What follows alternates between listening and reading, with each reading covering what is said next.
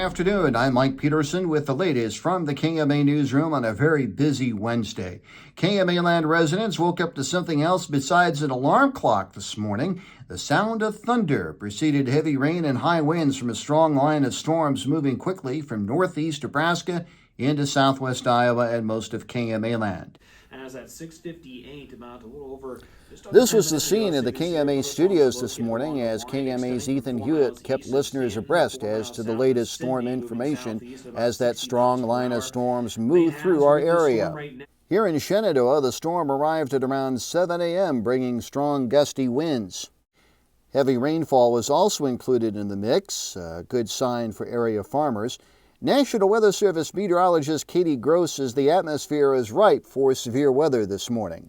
So we just really had this very strong bow echo that formed over northeast Nebraska, and as it surged kind of southeast towards southwest Iowa, the wind speed was just kind of incredible with it. We had gusts that were up to 70 to 80 miles an hour at times that caused lots of widespread tree damage throughout the area. Now, Pottawatomie County appears to have taken the brunt of the severe storm damage. Pottawatomie County Emergency Management Coordinator Doug Reed told us that the storms picked up speed as they entered the county.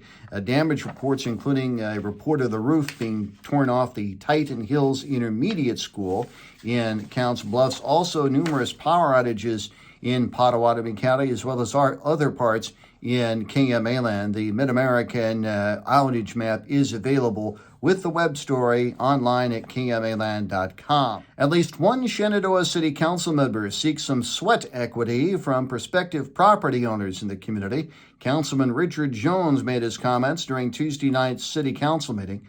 Jones was one of two council members voting against the sale of property at 510 Tassa to Ross Gorby for $1.